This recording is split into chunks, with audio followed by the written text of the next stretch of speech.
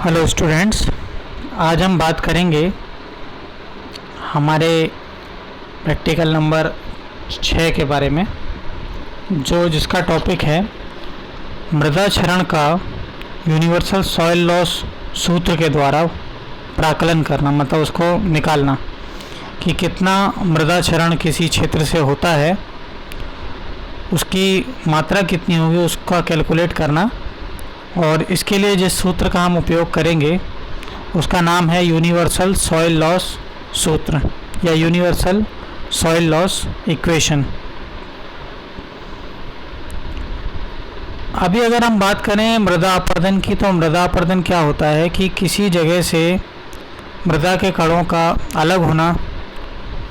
अलग होने के बाद एक जगह से दूसरी जगह स्थानांतरित होने के बाद किसी एक जगह पे जाके इकट्ठा हो जाना, ये मृदा का अपरदन कहलाता है।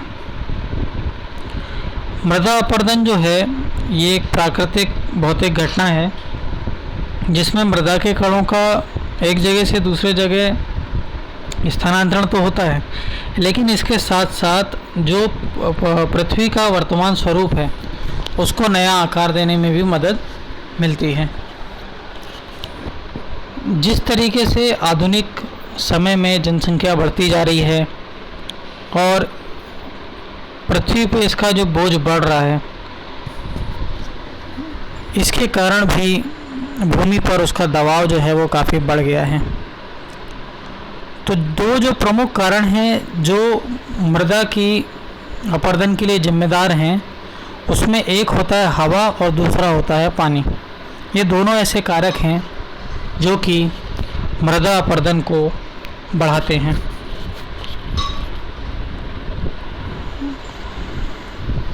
अब मृदा अपरदन से कृषि के उत्पादन में तो नुकसान होता ही है, इसके साथ साथ जो जल क्षेत्र रहता है जिसे हम वाटरशेड कहते हैं, उस वाटरशेड से भी आवश्यक न्यूट्रिएंट्स जो रहते हैं वो भी उस वाटरशेड से निकल के दूसरी जगह चले आते हैं और उस वाटरशेड की जो मिट्टी है उस मिट्टी का भी ह्रास जो है वो होता है। अब वाटरशेड से या किसी क्षेत्र से मृदा का कितना नुकसान हो रहा है, इसे निकालने के दो तरीके हैं। पहला तो ये तरीका है, या तो आप मल्टी स्लॉट डिवाइज़र है या कॉशॉक्टन व्हील सैंपलर है, उसकी सहायता से उसका मापन कर लें। दूसरा तरीका ये है, या तो कुछ सूत्र हैं जिन सूत्रों के माध्यम से आप उसको कैलकुलेट भी कर सकते हैं। तो आज हम उसी के बारे में बात करेंगे, एक ऐसे सूत्र के बारे में जिसका उपयोग करके हम कितना मिट्टी का क्षरण हो रहा है या अपरदन हो रहा है उसको हम निकाल सकते हैं। अगर हम पानी और मिट्टी से अलग अलग रूप में भारत देश में नुकसान को देखें भूमि क्षरण के, तो पानी से 32.8 मिलियन हेक्टेयर जो है वो नुकसान हुआ है। इसी प्रकार से हवा से जो मिट्टी का कटाव हुआ है वो 10.8 मिलियन हेक्टेयर का हुआ है। अब बात करते हैं यूनिवर्सल सॉइल लॉस सूत्र के बारे में। तो यूनिवर्सल सॉइल लॉस सूत्र जो है वो सबसे पहले विस्मेयर और स्मिथ ने 1978 में दिया था। यह एक बहुत सरल मॉडल है जिसका इस्तेमाल करके हम किसी भी क्षेत्र से मिट्टी के अपरदन को या मिट्टी के मृदा के क्षरण को निकाल सकते हैं। अब इस मॉडल का उपयोग मुख्य रूप से जो है वो कृषि उपयोगों के लिए ही किया जाता है, लेकिन अगर हम इसे शहरी क्षेत्रों में इसका इस्तेमाल करेंगे तो इसका उपयोग जो है वो लिमिटेड होगा और ज़्यादा अच्छे रिज़ल्ट वो नहीं देगा।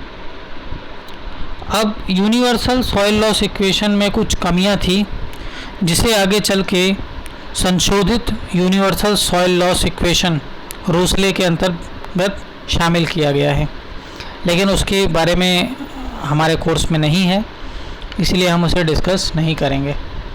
हम सिर्फ यूनिवर्सल सॉइल लॉस इक्वेशन के बारे में ही डिस्कस करेंगे।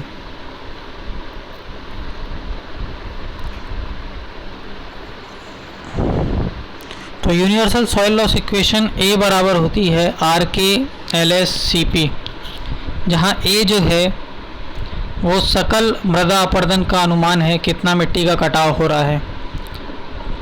उसकी इकाई होगी टन प्रति हेक्टेयर प्रति वर्ष।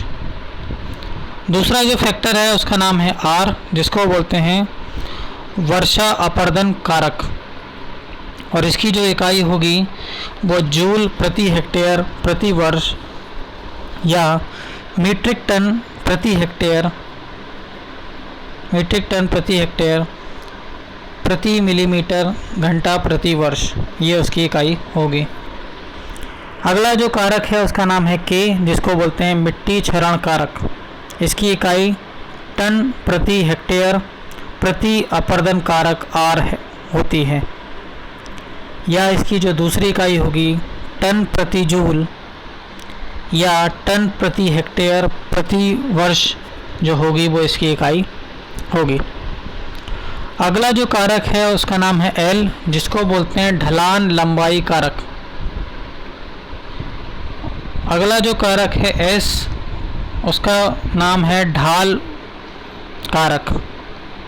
सी जो है वो है फसल कवर या फसल प्रबंधन कारक, और जो पी है उसको बोलते हैं सहायक संरक्षण अभ्यास कारक।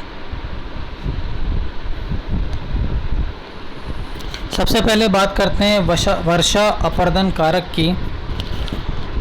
तो वर्षा अपरदन कारक जो है वो वर्षा की मात्रा और जो अपवाह होता है उसके अपरदन बल को नापता है। वर्षा और अपवाह मतलब जो रेनफॉल होता है और जो रन ऑफ होता है उसका अपरदन का बल कितना होता है, उसको मापने की जो इकाई है वो वर्षा अपरदन कारक होता है। अब इसे निकालने के लिए हमें दो चीज़ों की ज़रूरत पड़ती है। पहला तो ये है कि आपको जो वर्षा हो रही है उसकी काइनेटिक एनर्जी या गतिज ऊर्जा निकालनी पड़ेगी, जिसे निकालने के लिए एक सूत्र का उपयोग किया जाता है 210.3 धन 89 log 10 I, जहाँ पे I जो है वो वर्षा की तीव्रता होती है सेंटीमीटर प्रति घंटे में। ठीक है, जब आप वर्षा की गतिज ऊर्जा निकाल लेंगे, इसके बाद एक टर्म निकाली जाती है I30। I30 का मतलब ये होता है कि 30 मिनट में अधिकतम वर्षा की तीव्रता कितनी रही है। अगर मान लीजिए कोई तूफान है वो 8 घंटे से चल रहा है, तो ऐसा 30 मिनट का ड्यूरेशन निकालेंगे जिसमें उसकी वर्षा की तीव्रता सबसे ज़्यादा रही हो।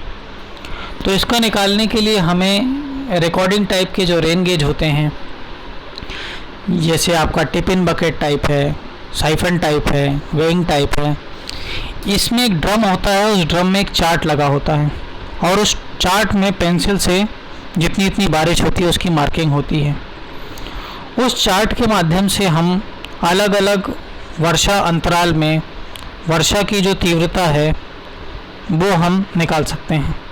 तो उससे हम 30 मिनट में अधिकतम वर्षा की तीव्रता I30 निकाल लेंगे। तो वर्षा की गतिज ऊर्जा और वर्षा 30 मिनट में अधिकतम तीव्रता, इन दोनों का जब हम गुणनफल करेंगे तो इसको बोलते हैं EI30, और इस EI30 को ही R के रूप में जाना जाता है। तो इस तरीके से इस स्लाइड में मैंने आपको बताया किस तरीके से वर्षा अपरदन कारक को हम किसी भी तूफान के लिए हम निकाल सकते हैं। अगली बात करते हैं मिट्टी क्षरण कारक के। अब मिट्टी क्षरण कारक के जो होता है वो ये होता है कि मान लीजिए किसी खेत का ढाल 9% है और उस खेत की लंबाई 22.13 मीटर है,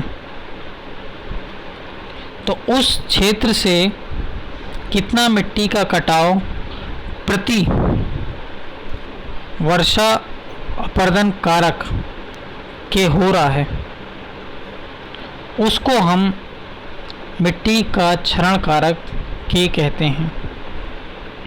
इसे निकालने के लिए इसका एक जो फॉर्मूला है K बराबर A0 अपॉन S गुणित समेशन ऑफ EI। जो समेशन ऑफ EI होता है इसी को हम R कहते हैं, ठीक है, जो मैंने आपको पिछली स्लाइड में बताया है। A0 जो होता है वो मिट्टी का नुकसान जो 9% वाले खेत और 22.13 मीटर लंबाई वाले खेत से हुआ है, और S जो होता है वो उस खेत का ढालान होता है, कितना उस खेत का ढाल है, जो कि हम डंपी लेवल की सहायता से ज्ञात कर सकते हैं। अगला है ढलान लंबाई कारक। तो ढलान लंबाई जिस पर ओवरलैंड फ्लो होता है, मतलब ज़मीन ऊपर जिसके पानी बहता है, वो कटाव की दर को प्रभावित करता है। तो ढलान लंबाई कारक को निकालने के लिए एक फार्मूला होता है L बराबर LP की पावर m बटे 22.13। यहाँ पे LP जो होता है वो ढलान की वास्तविक अखंड लंबाई उस बिंदु तक मापी जाती है जहाँ ओवरलैंड फ्लो समाप्त हो जाता है। मतलब कि जहाँ से ओवरलैंड फ्लो चालू हुआ और जहाँ पे समाप्त हुआ, उन दोनों के बीच की दूरी जो होगी वो LP होगी। उसको इस फॉर्मूले में रखेंगे। और m जो होता है, m एक स्थिरांक है जिसकी वैल्यू डिपेंड करेगी कि ज़मीन का ढाल कितना है। अगर ज़मीन का ढाल 5% के बराबर या 5% से ज़्यादा है तो m की वैल्यू 0.5 होगी। अगर ज़मीन का ढाल 4% है तो इसकी वैल्यू 0.4 होगी।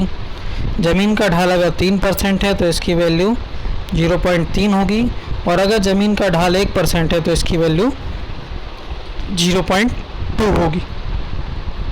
तो इस तरीके से हम ढलान लंबाई कारक की गणना कर सकते हैं। अगला है ढाल कारक S। तो जितना ज़्यादा ढाल होता है उतना ज़्यादा पानी तेज़ी से बहेगा और वर्षा की जो बौछारें हैं और वो मिट्टी के कटाव को जो है वो बढ़ाएंगी। और सबसे ज़्यादा जो मिट्टी का कटाव होता है वो स्प्लैश इरोजन के द्वारा होता है, जिससे वर्षा की छींटें उड़ती हैं और छींटें उड़ने के कारण मिट्टी का जो कटाव है वो एक जगह से दूसरी जगह फिर मिट्टी जो है वो बह के चली आती है। तो ढाल कारक जो है वो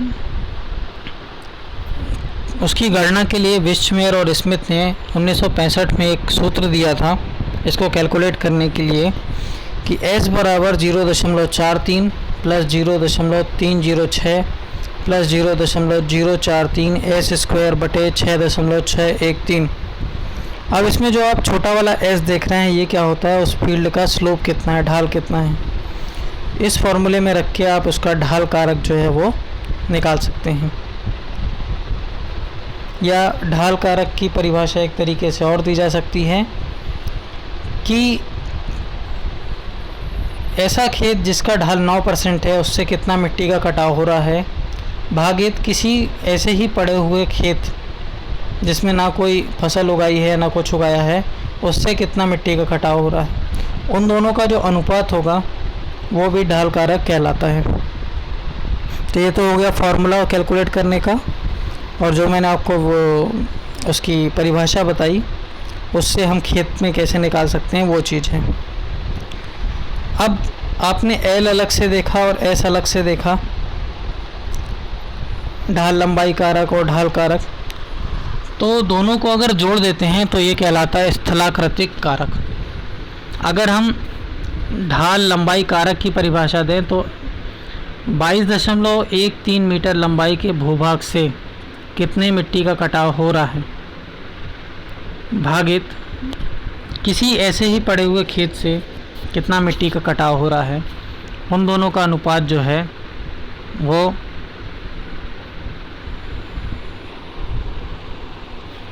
ढलान लंबाई कारक कहलाता है। इसी तरीके से अगर भूमि ढलान कारक S की बात करें तो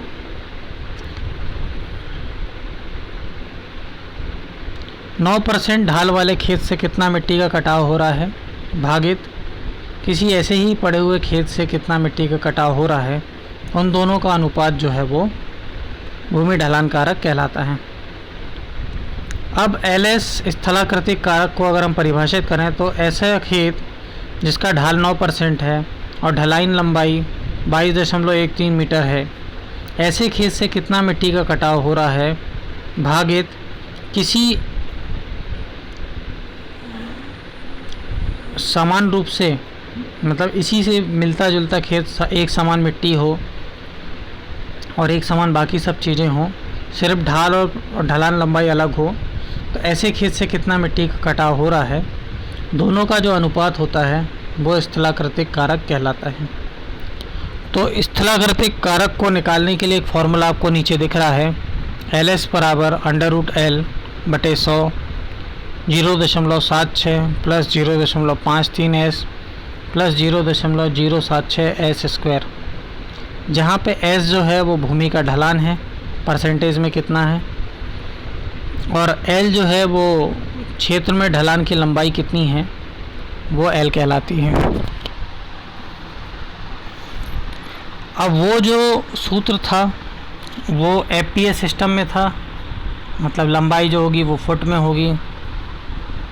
अगर हम लंबाई मीटर में रखते हैं तो इसके लिए दूसरा एक फार्मूला दिया गया है, इसको भी विस्टमेयर और स्मिथ ने 1978 में दिया था, जो कि 3 से लेकर 18% के ढाल के लिए उपयुक्त है, और खेत की ढलान लंबाई जो होगी वो 10 से लेकर 100 मीटर के बीच में होगी। तो उसके लिए एक फार्मूला है LS बराबर λ/22.13 की power m 65.41 sine square theta धन 4.56 साइन थीटा प्लस 0.06 S। यहाँ पे लैम्डा जो है वो ढलान की लंबाई कितनी है खेत की वो है, और m जो है वो एक स्थिरांक है जिसकी लंबाई 0.2 से 0.5 तक निर्भर करती है, और जो थीटा है वो ढलान का कोण है। और इन सब को आप इस फॉर्मूले में रख के स्थलाकृतिक कारक जो है उसकी गणना कर सकते हैं। अब बात आती है फसल कवर या फसल प्रबंधन कारक की। तो फसल कवर कारक जो होता है वो ये होता है कि किसी विशिष्ट भूमि परत से मिट्टी का कितना नुकसान हो रहा है भागित किसी सेम ऐसे ही खेत से जिसमें कोई फसल नहीं उगाई गई है, उस भूमि से कितना मिट्टी का कटाव हो रहा है, उन दोनों का जो अनुपात होता है वो फसल कवर कारक कहलाता है। तो इसमें आप देखेंगे कि जैसे आगरा है, आगरा में अगर बाजरे की खेती हो रही है तो उसके लिए जो C की वैल्यू निकाली गई है वो 0.61 है, और इस खेत से मिट्टी का जो कटाव हुआ 2.34 टन प्रति हेक्टेयर पर प्रति वर्ष हुआ है। लेकिन अगर इसी की जगह अगर हम बात करें, अगर हम स्ट्रॉबेरी देहरादून में स्ट्रॉबेरी लगा रहे हैं तो उसके लिए C की वैल्यू कम हो गई है 0.27, जबकि मिट्टी का कटाव 8.89 टन प्रति हेक्टेयर प्रति वर्ष हो रहा है। तो C की वैल्यू निर्भर करेगी कि आपने कौन सा फसल लगाई है। जैसे अगर आप दालों की फसल लगाते हैं तो C की वैल्यू कम हो जाएगी और भूमि का कटाव उतना कम से कम होगा, और जब C की वैल्यू ज़्यादा है इसका मतलब ये है कि वो ज़मीन से भूमि का कटाव ज़्यादा से ज़्यादा होगा। अगला है सहायक संरक्षण अभ्यास कारक। ये निर्भर करता है कि हमने अपने खेत में किस तरीके की संरक्षण की इकाई का यूज किया है, कि हमने खेत में टेरेसिंग किया है, कंटूरिंग किया है, कंटूर क्रॉपिंग किया है, स्ट्रिप क्रॉपिंग किया है, उसके आधार पे ही सहायक संरक्षण अभ्यास कारक P की वैल्यू डिपेंड करेगी। तो इसकी अगर हम परिभाषा दें तो इसकी परिभाषा ऐसे दे सकते हैं कि एक ऐसा खेत जिसमें कि हमने कोई संरक्षण अभ्यास कारक का उपयोग किया है, संरक्षण अभ्यास संरचना का उपयोग किया है, जैसे कंटूर क्रॉपिंग की है या सीढ़ीदार टेरेसिंग की है, उस खेत से कितना मिट्टी का कटाव हो रहा है, भागित किसी ऐसे खेत से कितना मिट्टी का कटाव हो रहा है जिसमें स्ट्रेट रो फार्मिंग की है, मतलब लाइन से हमने फसल लगाई है, तो उन दोनों खेतों में कितना मिट्टी के कटाव का अनुपात है, वो सहायक संरक्षण कारक कहलाता है। तो यहाँ आप देखेंगे तो जैसे देहरादून में कंटूर फार्मिंग की है तो उसमें ये फैक्टर आया है 0.68, जबकि कानपुर में कंटूर कल्टीवेशन किया है ज्वार के खेत में तो इसकी वैल्यू 0.39 आई है। तो जितनी इसकी वैल्यू कम होगी उतना ही मिट्टी का कटाव जो है उस खेत से कम होगा। इसको हम एक फार्मूले से समझते हैं, एक न्यूमेरिकल से, कि एक जगह है जिसके आंकड़े आपको दिए गए हैं, तो इसमें आपको प्रति वर्ष प्रति एकड़ ज़मीन से कितना मिट्टी का कटाव हो रहा है वो निकालना है। तो आपको आर दिया है 200, के दिया है 0.34, ढलान की लंबाई एल बराबर 200 फीट, ढलान की औसत ढाल 9%, फसल प्रबंधन कारक सी बराबर 0.2, संरक्षण अभ्यास कारक पी बराबर 1। तो सबसे पहले हमको स्थलाकृतिक कारक निकालना पड़ेगा एल एस। तो एल एस निकालने के लिए जो मैंने आपको फार्मूला बताया था, क्योंकि यहाँ इकाई फुट में दी है, तो √L जो आपको 200 दिया है तो 200/100, 0.76 प्लस 0.53 एस कितना दिया है 9%, तो यहाँ 9 रख देंगे, प्लस 0.076 एस स्क्वायर मतलब 9 का स्क्वायर। तो जब आप इसको सॉल्व करेंगे तो आपका उत्तर आएगा 1.65। अब आपको पता है मृदा क्षरण ए बराबर क्या होता है आर के एल एस सी पी। तो आर कितना है 200, के कितना था 0.34 और एल एस कितना निकाला 1.65, सी कितना था 0.2 और पी कितना था 1। इन सब का अगर गुणा करोगे तो आपको उत्तर आएगा 22.44 टन प्रति एकड़ प्रति वर्ष। इसका मतलब ये है जो आपको खेत के पैरामीटर दिए गए हैं, ऐसे खेत से 22.44 टन मिट्टी प्रति एकड़ प्रति वर्ष नुकसान होगा। धन्यवाद। अगर आपके इसमें किसी भी तरीके के डाउट्स हैं तो आप मुझसे चर्चा कर सकते हैं और उसके हिसाब से मैं उसके आंसर आपको दूंगा। धन्यवाद।